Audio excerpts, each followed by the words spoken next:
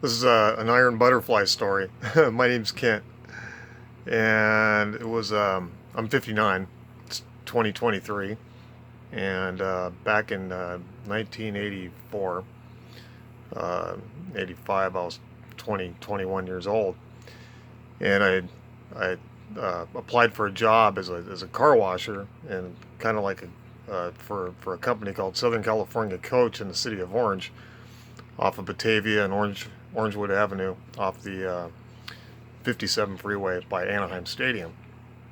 And and I remember I rode my bike from Anaheim. We lived in East Anaheim, near Anaheim Hills, and I remember stopping by this restaurant. I think it was Spires. It was called Spires, and it was off of Glasell and Orangethorpe, or Glasell or something.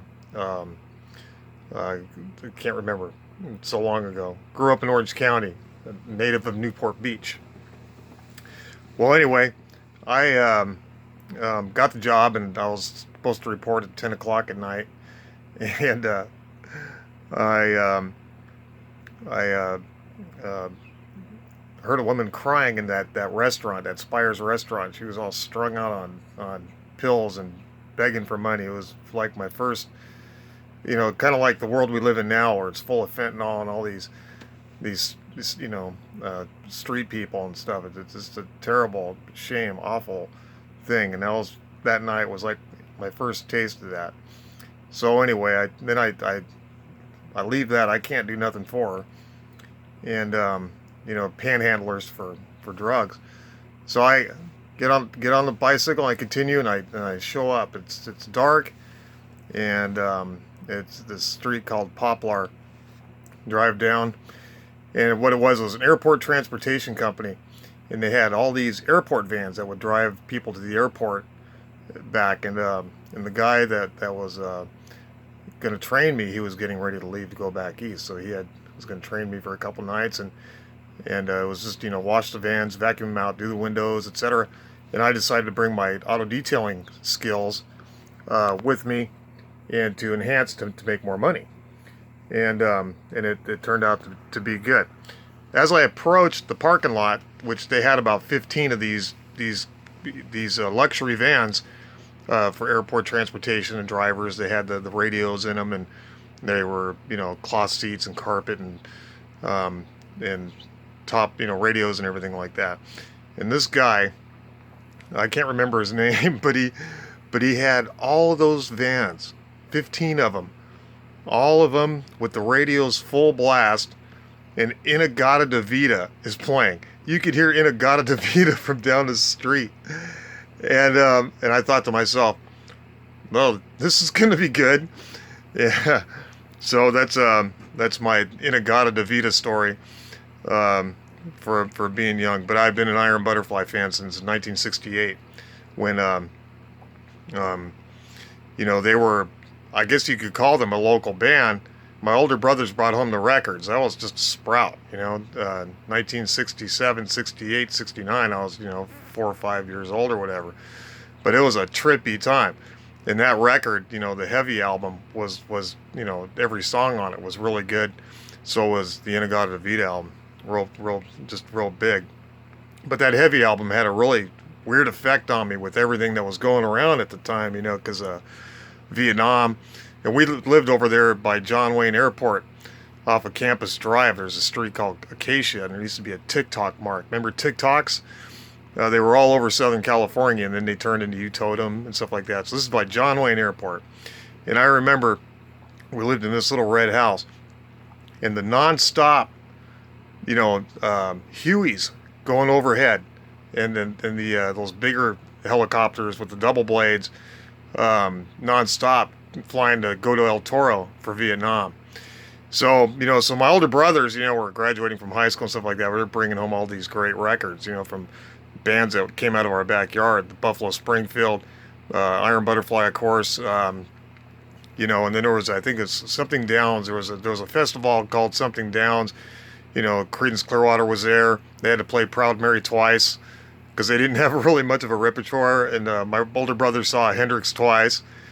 And But it was an extraordinary time. And going back to the the Civil Air Patrol had this booth in the middle of between. There was like an island, like a cement, like dirt, kind of like island, and between Campus Drive and our street Acacia, which Orchid, was a street that this is back when the Back Bay was like a real place to explore, and you could smell the ocean. It was a magical time, and Civil Air Patrol had this booth.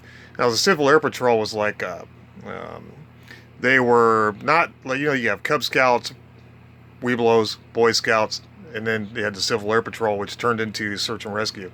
Well, they used to march out there, man. We'd be out there barefoot saluting them and stuff, and then like clockwork every night at 6 o'clock, you could hear doors slamming and stuff.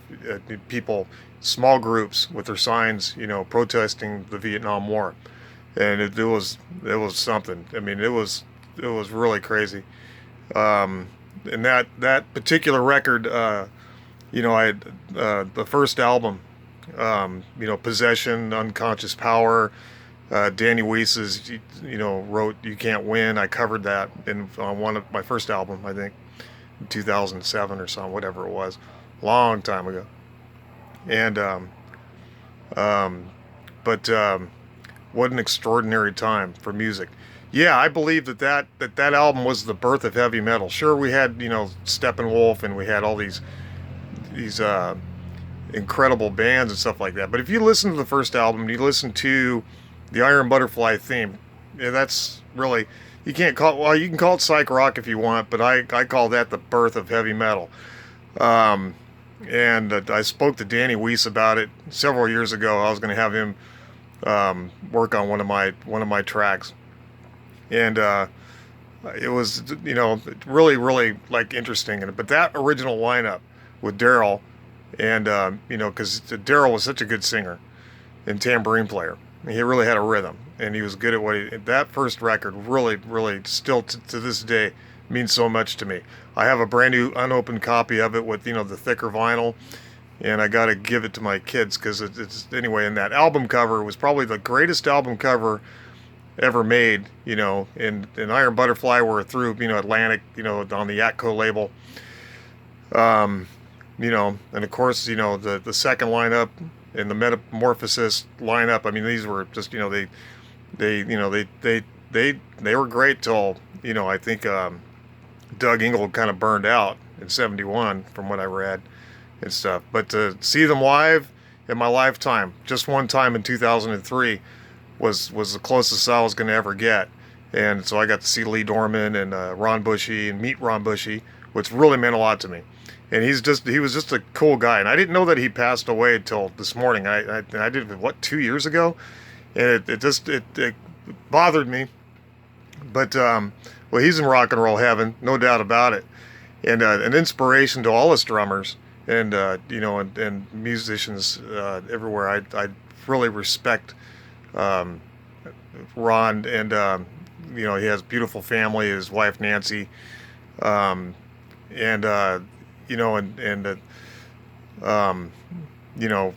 I just, wow. It's just a memory it's something that we just can't get back.